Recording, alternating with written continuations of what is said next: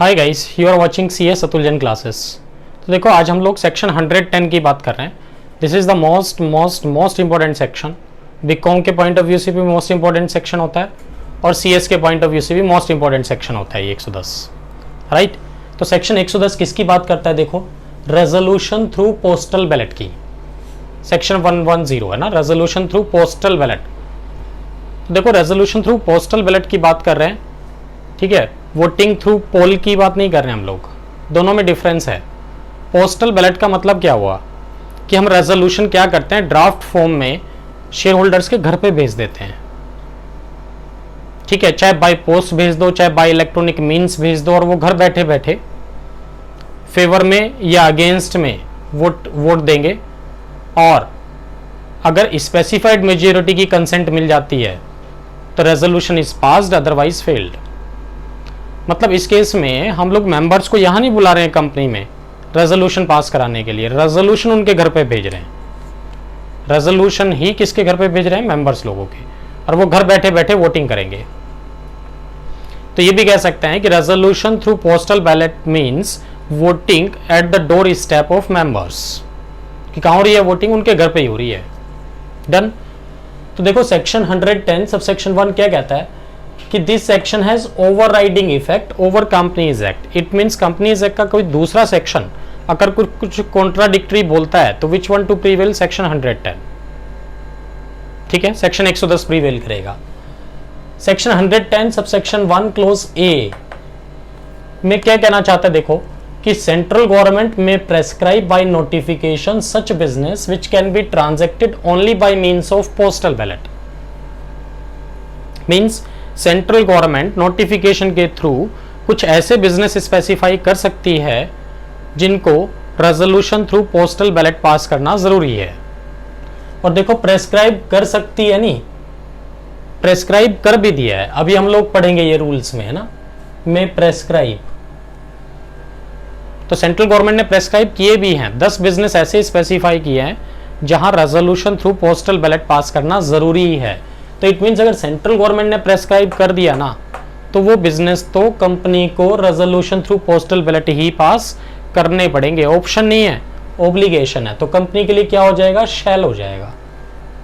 Central government ने prescribe किया तो रेजोल्यूशन थ्रू पोस्टल बैलेट ही पास करना पड़ेगा, ऑब्लिगेशन है, ठीक है। और अदर बिजनेस की अगर मैं बात करूं, अदर बिजनेस मतलब जो सेंट्रल गवर्नमेंट ने प्रेस्क्राइब किए उनके अलग, ठीक है। अदर देन बिजनेस, देखो लिखा भी है क्लोज बी में, other than business which are prescribed by notification. कहते हैं सेंट्रल गवर्नमेंट ने जो प्रेस्क्राइब किए उन बिजनेस को छोड़ के, एंड उन बिजनेस को छोड़ के जो ऑर्डिनरी हैं, तो AGM पे जो 4 बिजनेस होते हैं वो ऑर्डिनरी होते हैं, उनको भी छोड़ दो। एंड वो बिजनेस भी छोड़ दो जहां डायरेक्टर्स या ऑडिटर्स को आप राइट टू बी हर्ड देते हैं एट द मीटिंग, ठीक है। तो 3 बिजनेस को छोड़ रहा है क्लोज बी में। कौन कौन से 3 बिजनेस? एक तो सेंट्रल गवर्नमेंट ने जो प्रेस्क्राइब कर दिया, वहां तो बात ही छोड़ दो भैया, पोस्टल बैलेट से ही करना पड़ेगा। दूसरा, AGM पे जो आप 4 बिजनेस ट्रांजैक्ट करते हो उनको भी छोड़ दो। क्यों? वो तो मीटिंग पे ही होंगे, ठीक है। तीसरा क्या कहता है? वो बिजनेस भी छोड़ दो जहां डायरेक्टर को या ऑडिटर को राइट टू बी हर्ड देना है। इन 3 तरह के बिजनेस को छोड़ के बाकी जितने भी बिजनेस बचे उसमें कंपनी के पास ऑप्शन है। में लिखा है, देखो मैंने शैल नहीं लिखा है। कंपनी के पास ऑप्शन है कि कंपनी चाहे तो पोस्टल बैलेट से पास कर ले और चाहे तो मीटिंग पे ट्रांजैक्ट कर ले। बात समझ में मेरी? तो क्लोज में तो क्या कहना चाह रहा है? सेंट्रल गवर्नमेंट ने जो 10 बिजनेस स्पेसिफाई किए वहां तो रेजोल्यूशन थ्रू पोस्टल बैलेट से ही पास करना पड़ेगा, आपके पास ऑप्शन नहीं है। सेकंड वाले केस में क्या कहा कि भाई AGM के 4 बिजनेस को छोड़ दो, ठीक है, और वो बिजनेस छोड़ दो जो सेंट्रल गवर्नमेंट ने प्रेस्क्राइब किए, प्लस वो बिजनेस भी छोड़ दो जहां डायरेक्टर्स या ऑडिटर्स को राइट टू बी हर्ड देना है। बाकी सब केसेस में कंपनी के पास ऑप्शन है कि चाहे तो वो पोस्टल बैलेट से पास कर लें, चाहे वो मीटिंग पे ट्रांजैक्ट कर लें। तो नेट इफेक्ट ये निकलता है भैया कि भाई 4 बिजनेस तो ऐसे हैं जिनको जनरल मीटिंग पे ही डिस्कस करना पड़ेगा, 10 बिजनेस ऐसे हैं जिनको पोस्टल बैलेट से ही पास करना पड़ेगा, और बाकी बचे जो बिजनेस वहां कंपनी की श्रद्धा है, कंपनी चाहे तो पोस्टल बैलेट से कर ले और चाहे तो मीटिंग पे ट्रांजैक्ट कर ले। डन, ठीक है। और देखो रेजोल्यूशन थ्रू पोस्टल बैलेट जो आप पास करेंगे ना, अगर पोस्टल बैलेट से रेजोल्यूशन पास करोगे भी, तो चाहे शेल वाला केस हो चाहे मे वाला केस हो, तो अगर पोस्टल बैलेट से ट्रांजैक्ट करोगे भी आप, तो किस तरह से करोगे, उसका मैनर प्रेस्क्राइब्ड है रूल 22 में। तो ये रूल 22 भी हम लोग बाद में डिस्कस करेंगे आज ही, ठीक है। तो रूल 22 में पूरा फुल प्रोसीजर प्रेस्क्राइब्ड है एक तरह से। रूल 22 किसका है? Of companies management and administration rules 2014 का, ठीक। और प्रोविजो में क्या लिखा है देखो, provided that business specified under section 110 subsection 1 close A may be transacted at a general meeting by providing the facility to the members of e-voting under section 108। कहते हैं क्लोज ए में जो बिजनेस स्पेसिफाई थे ना शेल वाले, कि central government ने जो 10 बिजनेस स्पेसिफाई किए वहां पोस्टल बैलेट से ही पास करना है, उसके बारे में बोल रहा है कि कोई बात नहीं, जनरल मीटिंग पे ट्रांसैक्ट कर लो और प्लस साथ में सेक्शन 108 की ना फैसिलिटी दे दो ई वोटिंग की मेंबर्स को, ठीक है, तो भी पर्पस सॉल्व हो जाएगा। मतलब जनरल मीटिंग पे ट्रांसैक्ट कर लो, ठीक है, और सभी मेंबर्स को क्या दो, फैसिलिटी दो कि वो लोग घर बैठे बैठे भी ई वोटिंग कर सकें, तो भी हमारा पर्पस सॉल्व हो जाएगा सेक्शन 110 सबसेक्शन 1 क्लोज ए का। डन, चलो ठीक है जी। सेक्शन 110 सबसेक्शन 2 में आते हैं, क्या कहता है कि अगर ये above resolution assented to by requisite majority अगर हो जाता है ना, मतलब अगर रिक्विजिट मेजॉरिटी अगर फेवर में वोट दे देती है, तो रेजोल्यूशन क्या माना जाएगा, पास्ड माना जाएगा। समझ रहे मेरी बात? तो मान लो अगर ऑर्डिनरी रेजोल्यूशन पास करना था तो मोर देन 50% मेंबर्स की कंसेंट मिल जाए। स्पेशल रेजोल्यूशन पास करना था तो number of votes in favour should be equal to and more than 3 times the votes casted against, right. मतलब जो वोट अगेंस्ट में है, फेवर में वोट काउंट कर लो, अगर उसके 3 गुना या उससे ज्यादा है तो रेजोल्यूशन इज पास्ड। तो रिक्विजिट मेजॉरिटी का मतलब सिंपल मेजॉरिटी भी हो सकता है और स्पेशल मेजॉरिटी भी हो सकता है, ठीक है। चलो केस टू केस बेसिस पे वेरी करेगा मींस। तो ये बात की हमने सेक्शन 110 सबसेक्शन 2 की, इसको नोट करो यहां तक, फिर आगे चलते हैं हम लोग।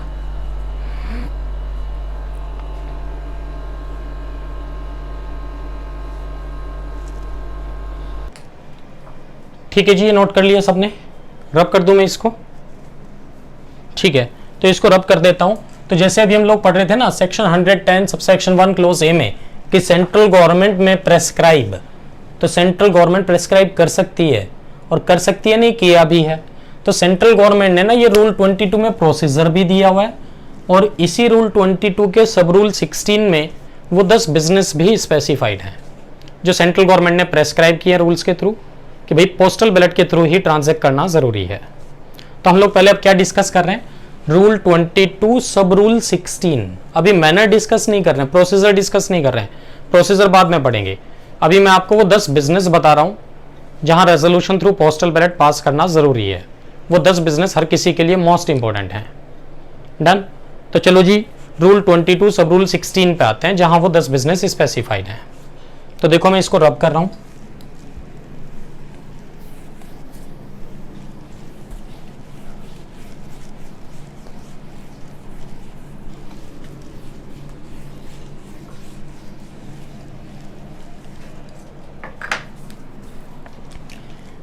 ये लो जी, रूल 22 सब रूल 16 में वो 10 बिजनेस स्पेसिफाइड हैं। 10 बिजनेस वेयर, ये 10 business prescribed by central government है ना, prescribed by central government where resolution through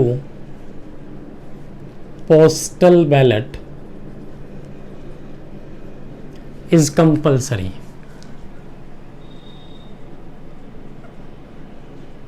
resolution through postal ballot is compulsory। तो देखो भाई, अब हम वो 10 बिजनेस डिस्कस कर रहे हैं जहां रेजोल्यूशन थ्रू पोस्टल बैलेट पास करना जरूरी है, कंपलसरी है, ठीक है। तो 10 बिजनेस कहां स्पेसिफाइड है, कहां प्रेस्क्राइब्ड है, रूल 22 सब रूल 16 में, राइट। तो रूल 22 सब रूल 16 देखो 10 बिजनेस प्रेस्क्राइब्ड है। कौन से 10 बिजनेस है? Number 1, alteration of object clause of memorandum of association. तो मेमोरेंडम ऑफ एसोसिएशन में जो ऑब्जेक्ट क्लॉज स्पेसिफाइड है, अगर आप उसमें कुछ भी चेंजेस करोगे तो रेजोल्यूशन थ्रू पोस्टल बैलेट पास करना जरूरी है। ठीक है। Number 2, alteration of articles of association, कि आर्टिकल्स में अगर आप चेंजेस कर रहे हैं, और क्या चेंजेस कर रहे हैं, या तो इंसर्ट कर रहे हैं या रिमूव कर रहे हैं provisions of section 2 close 68, right. तो याद होगा आपको 2 क्लोज 68 किस चीज का है, प्राइवेट कंपनी का। तो 2 क्लोज 68 में 3 कंडीशंस होती थी। कौन कौन सी 3 कंडीशन थी? Number 1, restriction on transfer, private company के लिए थी ना वो 3 कंडीशन। तो अगर आप प्राइवेट कंपनी है तो आपके आर्टिकल्स में 3 कंडीशन स्पेसिफाइड होना जरूरी है।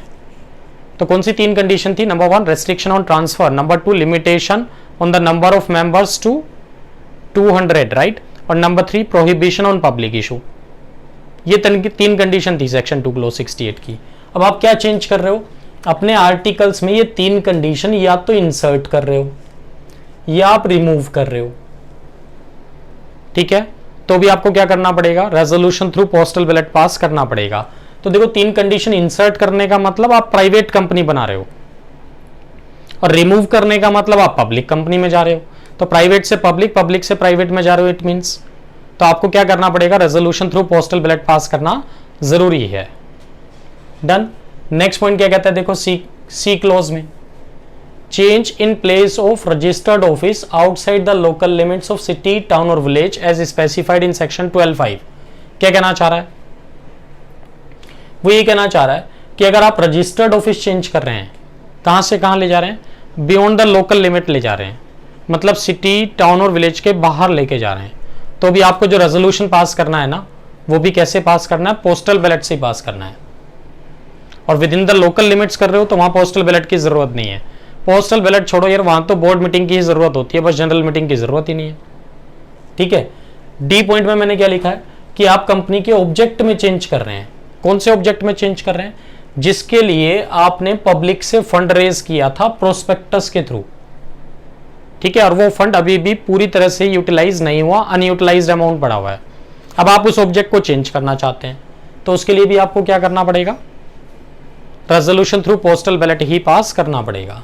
पर्पस समझ के, पब्लिक से फंड रेज कर रखा है प्रोस्पेक्टस के थ्रू, और अभी वो फंड फुल्ली यूटिलाइज नहीं हुआ, अब आप अपना ऑब्जेक्ट चेंज करना चाहते हैं, तो उसके लिए भी आपको क्या करना पड़ेगा? रेजोल्यूशन थ्रू पोस्टल बैलेट ही पास करना पड़ेगा। ई पॉइंट में क्या कहता है? Issue of shares with differential voting rights, इसको हम शॉर्ट में डीवीआर भी बोलते हैं। अंडर सेक्शन 43A सब क्लोज 2, 43 क्लोज A सब क्लोज 2। तो क्या कहना चाह रहा है? अगर आप शेयर इशू करना चाहते हैं, कौन से वाले? डीवीआर वाले। डीवीआर मतलब डिफरेंशियल वोटिंग राइट्स।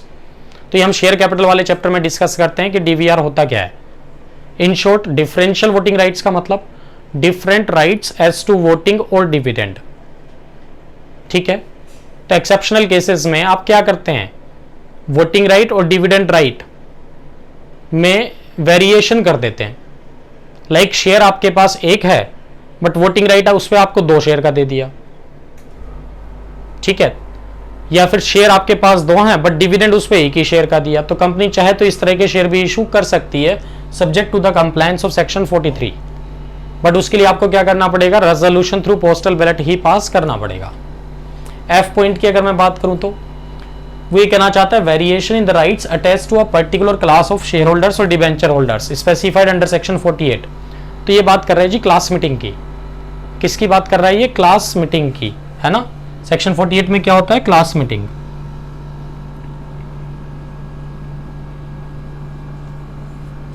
ठीक है, तो अगर आप वेरिएशन करना चाहते हो, चेंजेस करना चाहते हो किसी एक पर्टिकुलर क्लास ऑफ शेयर्स में, लाइक आप प्रेफरेंस शेयर होल्डर्स के राइट्स में कुछ चेंजेस करना चाहते हो, तो सिर्फ प्रेफरेंस शेयर होल्डर्स की ही मीटिंग होगी ना, मीटिंग नहीं करना है, रेजोल्यूशन ही उनके घर पे भेजना है।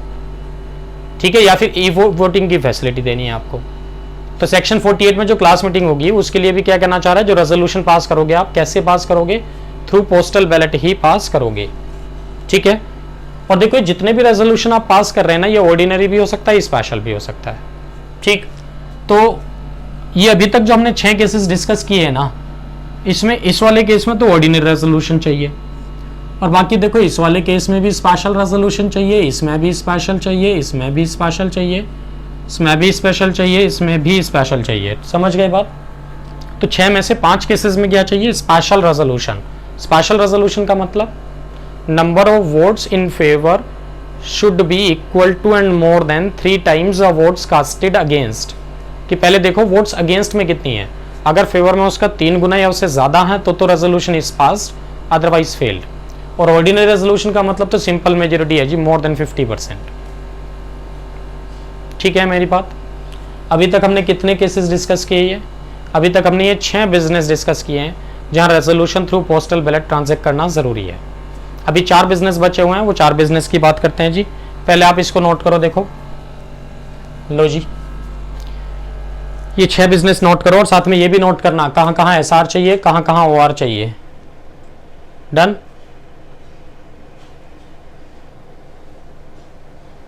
ठीक है, नोट कर लिया। रब कर दूं मैं इसको, चलो जी ये रब कर देता हूं। अब जी पॉइंट पे आता हूं, है ना।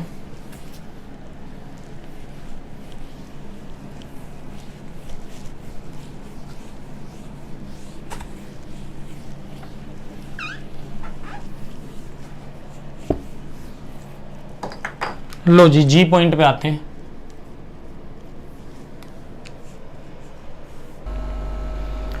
तो देखो भाई, 6 बिजनेस हम लोग ऑलरेडी डिस्कस कर चुके हैं जहां resolution through postal ballot transact करना जरूरी है। अब हम बाकी के बच्चे में 4 बिजनेस और ट्रांजैक्ट कर रहे हैं, तो ये टोटल मिला के कितने बिजनेस हो जाएंगे, 10, राइट। तो जी पॉइंट में मैंने देखो क्या लिखा, by back of shares under section 68 sub section 1। तो क्या कहना चाह रहा है कि कंपनी अपने शेयर्स वापस खरीदना चाहती है, बाई बैक करना चाहती है, तो उसके लिए भी आपको क्या करना पड़ेगा, रेजोल्यूशन थ्रू पोस्टल बैलेट पास करना पड़ेगा, राइट।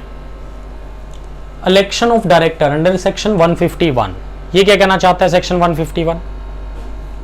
देखो ये जो सेक्शन 151 है ना, ये लिस्टेड कंपनी पे अप्लाई होता है, सिर्फ और सिर्फ किस पे अप्लाई होता है, लिस्टेड कंपनी के ऊपर अप्लाई होता है सेक्शन 151।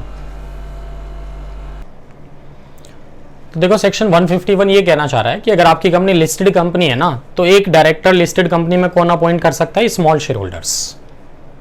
ठीक है, तो एक डायरेक्टर कौन अपॉइंट कर सकता है, स्मॉल शेयर होल्डर्स। प्रोविजंस क्या है देखो, तो सेक्शन 151 प्लस रूल्स क्या बोलते हैं, वो ये कहना चाहते हैं कि भाई अगर कितने लोग रिक्वेस्ट फाइल करें, या तो 1000 स्मॉल शेयर होल्डर्स, SSH मतलब स्मॉल शेयर होल्डर्स है ना, या तो 1000 स्मॉल शेयर होल्डर्स अप्लाई करें, या फिर 1/10 of total small share holders जो भी हैं, इन दोनों में विच एवर इज लोअर। अगर उतने लोग रिक्वेस्ट फाइल करेंगे ना, तो आपकी कंपनी में एक डायरेक्टर कौन अपॉइंट कर सकता है, स्मॉल शेयर होल्डर्स। ठीक है, और स्मॉल शेयर होल्डर का मतलब क्या होता है, देखो भाई स्मॉल शेयर होल्डर्स का मतलब होता है holders of equal to and less than 20,000 rupees nominal value of shares. Nominal value of shares क्या मतलब हुआ,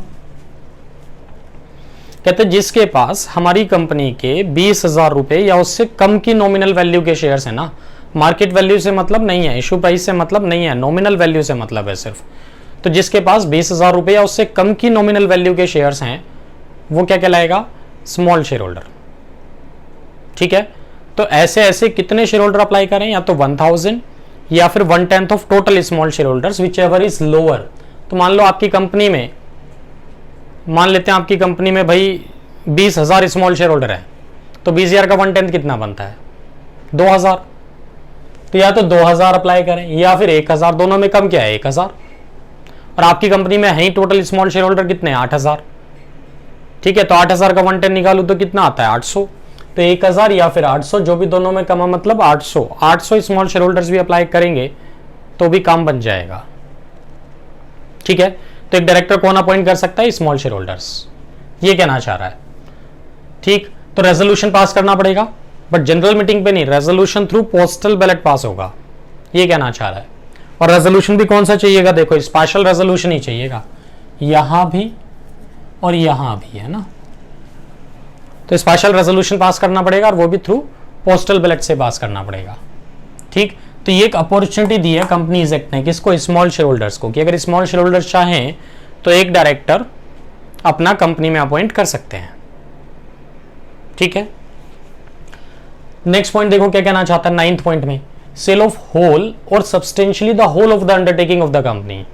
मतलब क्या कहना चाह रहा है, आप अपनी कंपनी की किसी एक पर्टिकुलर डिवीजन को या अंडरटेकिंग को क्या करना चाहते हो, तो सेल करना चाहते हैं। सेल कर रहे हैं होल या substantially the whole of the undertaking को। Substantially the whole of the undertaking का मतलब equal to and more than 20%, right, equal to and more than 20%। तो या तो होल ऑफ द अंडरटेकिंग को सेल आउट कर रहे हो या substantially the whole. Substantially the whole मतलब equal to and more than 20%, और equal to and more than 20% किसका लेना है, नेटवर्थ ऑफ द अंडरटेकिंग का, राइट। तो या तो होल ऑफ द अंडरटेकिंग को सेल आउट कर रहे हो या substantially the whole of the undertaking को सेल आउट कर रहे हो। सेक्शन 180 सबसेक्शन 1 क्लोज ए में, ठीक है। तो भी आपको स्पेशल रेजोल्यूशन पास करना है वैसे तो, और वो भी कैसे पास करना है, through postal ballot only. Done. और लास्ट में देखो मैंने क्या लिखा है, 10th बिजनेस, गिविंग लोन और extending guarantee providing security in excess of limit specified under section 186 subsection 3। तो देखो ये inter corporate loans and investments का था सेक्शन 186, अगर आपको याद हो। एक कंपनी दूसरी कंपनी को लोन दे रही है या इन्वेस्टमेंट कर रही है या फिर गारंटी दे रही है या सिक्योरिटी प्रोवाइड कर रही है, वो भी एक लिमिट से ज्यादा। और लिमिट अगर आपको याद हो तो कितना लिमिट होता था, 60% of paid up capital plus free reserve plus SPR और 100% of free reserve, 100% of free reserve and SPR, ठीक है, विच एवर इज हायर, ठीक है। तो 60% of paid up capital plus free reserve plus SPR और 100% of free reserve and SPR, इन दोनों में जो भी ज्यादा हो ना, अगर उससे ज्यादा का लोन देना चाहते हो तो आपको क्या करना पड़ेगा, स्पेशल रेजोल्यूशन पास करना पड़ेगा, और वो भी पोस्टल बैलेट के थ्रू, वो भी पोस्टल बैलेट के थ्रू, जनरल मीटिंग से नहीं, राइट। तो ये 10 केसेस थे जहां आपको क्या करना है, रेजोल्यूशन थ्रू पोस्टल बैलेट पास करना है। और 10 में से देखो 9 बिजनेस ऐसे थे जहां स्पेशल रेजोल्यूशन चाहिए। ऑर्डिनरी रेजोल्यूशन सिर्फ एक ही केस में था, किस केस में, डीवीआर के केस में, कि अगर कंपनी डिफरेंशियल वोटिंग राइट वाले शेयर इशू करना चाहती है तो ऑर्डिनरी रेजोल्यूशन पास करना था। और बाकी 9 केसेस में क्या चाहिए, स्पेशल रेजोल्यूशन, राइट।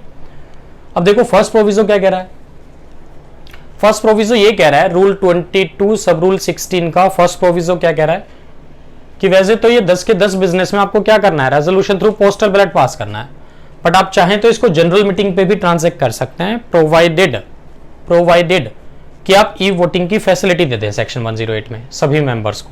तो ये बात तो हम पहले भी पढ़ चुके हैं सेक्शन 110 में भी। सेकंड प्रोविजो क्या कहता है कि अगर आपकी कंपनी या तो ओपीसी है या फिर ऐसी कंपनीज हैं जिसमें 200 या 200 से कम मेंबर हैं, तो आपको पोस्टल बैलेट की जरूरत नहीं है, ठीक है। आप ये बिजनेस जनरल मीटिंग पे डिस्कस कर सकते हैं। तो एग्जम्प्ट कर दिया कौन सी कंपनीज को, एक तो ओपीसी को और दूसरा वो कंपनी जिसमें 200 या 200 से कम मेंबर हैं, तो उनको पोस्टल बैलेट की जरूरत नहीं है। तो ये थे वो 10 बिजनेस जहां resolution through postal ballot transact करना जरूरी है, ठीक है जी। ये नोट करो फटाफट, फिर आगे चलते हैं।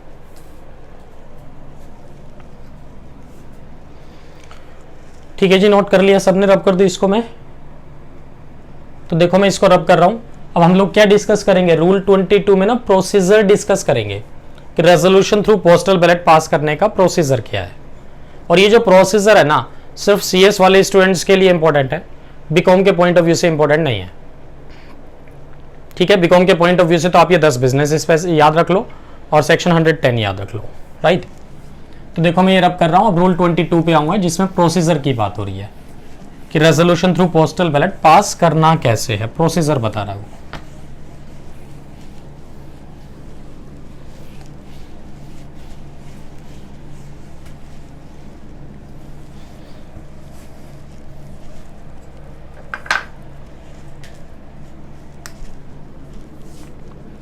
रूल 22 डिस्कस कर रहा हूं मैं, अब मींस प्रोसीजर डिस्कस कर रहा हूं। ये लो जी,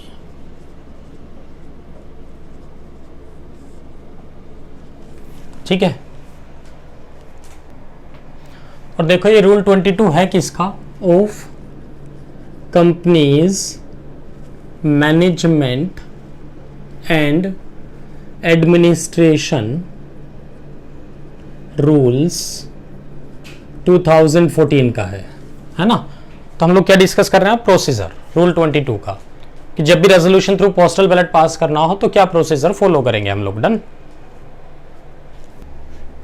तो देखो भाई, हम लोग प्रोसीजर डिस्कस कर रहे हैं अब रूल 22 का, कि रेजोल्यूशन थ्रू पोस्टल बैलेट अगर ट्रांसफर करना है तो प्रोसीजर क्या है। तो सबसे पहले तो आपको क्या करना है, नोटिस देना है। देखो, टू ऑल शेयर होल्डर्स, तो सभी शेयर होल्डर को नोटिस देना है, साथ में एक ड्राफ्ट रेजोल्यूशन लगा देना। तो कंपनी के लेटर हेड पे रेजोल्यूशन ड्राफ्ट कर लेना और नोटिस के साथ ही लगा देना। और उसी में आप लोग नोटिस में एक्सप्लेन करेंगे, रीजन बताएंगे आप ये रेजोल्यूशन क्यों पास करना चाहते हैं, और रिक्वेस्ट करेंगे मेंबर्स से कि वो अपनी असेंट या डिसेंट नोट करके वापस ये पोस्टल बैलेट भेजें। ठीक है, और वो भी कितने दिन के अंदर वापस भेज दें, विद इन 30 डेज ऑफ किसके, डिस्पैच ऑफ नोटिस के। तो जिस डेट को हमने नोटिस डिस्पैच किया था उसके 30 दिन के अंदर अंदर वो अपना असेंट या डिसेंट रिकॉर्ड करके वापस भेज दें। सेकेंड पॉइंट में मैंने क्या लिखा है कि जो ऊपर वाला नोटिस आप भेजेंगे ना, वो भेजना कैसे है आपको, वो नोटिस आप रजिस्टर्ड पोस्ट से भी भेज सकते हैं, स्पीड पोस्ट से भी भेज सकते हैं, इलेक्ट्रॉनिक मीन्स से भी भेज सकते हैं लाइक ईमेल, और कोरियर सर्विस से भी भेज सकते हैं। ठीक है। थर्ड पॉइंट में मैंने क्या लिखा है, देखो, एक एडवर्टीजमेंट भी देंगे आप कम से कम 2 न्यूज़पेपर में। ठीक है, कम से कम 2 न्यूज़पेपर में एक एडवर्टीजमेंट दे दें। और 2 न्यूज़पेपर कौन से, एक तो one in vernacular language, vernacular language मतलब लोकल लैंग्वेज में, लोकल लैंग्वेज में आप नोटिस देंगे, बताएंगे कि हम भाई रेजोल्यूशन थ्रू पोस्टल बैलेट पास कर रहे हैं और हमने ड्राफ्ट रेजोल्यूशन सबके घर पे भेज दिए हैं, ऐसा एक नोटिस इशू करेंगे आप। राइट। एक तो वर्नैकुलर लैंग्वेज मतलब लोकल लैंग्वेज में, कहाँ का लोकल लैंग्वेज, उस स्टेट का जिस स्टेट में आपकी कंपनी का रजिस्टर्ड ऑफिस सिचुएटेड है, एंड एक इंग्लिश लैंग्वेज में। ठीक है। और लोकल लैंग्वेज भी कौन से वाला लेना है, न्यूज़पेपर जिसका वाइडर सर्कुलेशन हो, ऐसा नहीं कि जो आपके घर के बराबर में छपता हो छोटा मोटा। ठीक है। और इस एडवर्टीजमेंट में आप लोग क्या स्पेसिफाई करेंगे, statement of business to be transacted, कि भाई कौन कौन से बिजनेस आप पोस्टल बैलेट के थ्रू ट्रांजैक्ट कर रहे हो, date of completion of dispatch of notice, कि नोटिस कब डिस्पैच होगा उसका डेट ऑफ कंप्लीशन बताएंगे, वोटिंग के कमेंसमेंट की डेट बताएंगे, वोटिंग के एंड की डेट बताएंगे, और स्टेटमेंट भी देंगे आप उसमें क्या, कि भाई टाइम पीरियड खत्म होने के बाद हम कोई भी पोस्टल बैलेट एक्सेप्ट नहीं करेंगे, ऐसा स्टेटमेंट उसमें लिखना। और साथ में एक स्टेटमेंट ये भी देना कि जिसने पोस्टल बैलेट रिसीव नहीं किया ना, वो डुप्लीकेट के लिए अप्लाई कर सकता है। डन। तो ये नोट करो जी यहां तक पहले।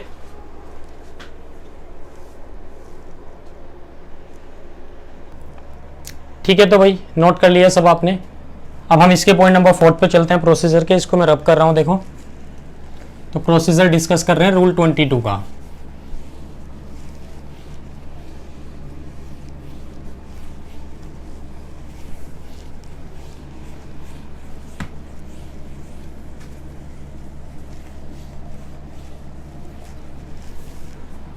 ठीक है जी, ये लो नेक्स्ट पॉइंट पे आते हैं अब हम लोग। तो देखो भाई, नेक्स्ट पॉइंट है पॉइंट नंबर 4, कि जो नोटिस आप देंगे ना पोस्टल बैलेट का, शैल also be placed on the website of the company, company की वेबसाइट पे भी रख के छोड़ देना। तो जैसे ही आपने नोटिस दिया उसी के तुरंत बाद आप कंपनी की वेबसाइट पे भी नोटिस देंगे। राइट। पॉइंट नंबर 5 क्या कहता है, देखो, बोर्ड ऑफ डायरेक्टर एक स्क्रूटिनाइजर अपॉइंट करेंगे जो कि कंपनी का एम्प्लॉय नहीं होना चाहिए। इस स्क्रूटिनाइजर का काम क्या होगा, पोस्टल बैलेट की वोटिंग कराएगा, वो भी फेयर एंड ट्रांसपेरेंट मैनर में। राइट। तो ये पोस्टल बैलेट भिजवाएगा सबको, पोस्टल बैलेट कलेक्ट कराएगा, फिर रजिस्टर वगैरह मेंटेन करेगा, ये सभी हम डिस्कस करने वाले हैं। बताएगा, ये काउंट करेगा कितनी वोट्स फेवर में है, कितनी अगेंस्ट में है, फिर अपनी रिपोर्ट चेयरमैन को देगा, फिर चेयरमैन डिक्लेयर करेगा कि रेजोल्यूशन इज पास्ड और फेल्ड। राइट।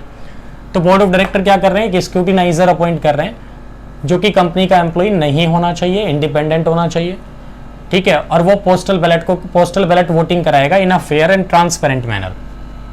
ठीक है। और जितने भी पोस्टल बैलेट वापस आएंगे ना कंपनी के पास, वो किसके पास रहेंगे, in the custody of scrutiniser, safe custody of scrutiniser. Scrutiniser क्या करेगा, काउंटिंग करेगा कितने फेवर में है, कितने अगेंस्ट में है, और अपनी फिर एक रिपोर्ट भेजेगा किसको, चेयरमैन को। शेल सबमिट हिज रिपोर्ट कितने दिन के अंदर, विद इन 7 डेज के अंदर। 7 दिन कहाँ से काउंट करना है? रिसिप्ट ऑफ बैलेट से। तो जब ये बैलेट पेपर वापस आ जाए तो मैक्सिमम 30 दिन का टाइम होता है, तो 30 दिन के अंदर जब भी ये पोस्टल बैलेट वापस आ जाए उसके अगले 7 दिन के अंदर अंदर ये अपनी रिपोर्ट देगा चेयरमैन को कि रेजोल्यूशन इज पास्ड या फेल्ड, राइट। स्क्रूटिनाइजर एक रजिस्टर भी मेंटेन करेगा, उसमें ये एंट्री करेगा कि किस किस मेंबर ने फेवर में वोट दिया है, किस किस ने अगेंस्ट में दिया है, उनका नाम क्या है, ठीक है, उनका नाम क्या है, एड्रेस क्या है, फोलियो नंबर क्या है, कितने कितने शेयर उन लोगों के पास हैं, ये सब का एक रजिस्टर मेंटेन करेगा। कौन? Scrutiniser, right. तो नोट करो यहां तक। फिर नेक्स्ट पॉइंट पे चलते हैं जी। नोट कर लिया जी यहां तक, रब कर दो इसको। चलो जी, ये प्रोसीजर खत्म ही होने वाला है, बस 8 पॉइंट तक हम पहुंच गए। तो देखो मैं रब कर रहा हूं अब इसको।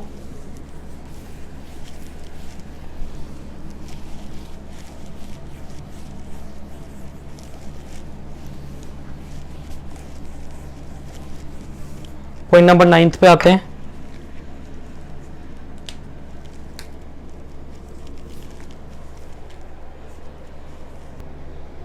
तो देखो भाई 9th पॉइंट पे आते हैं।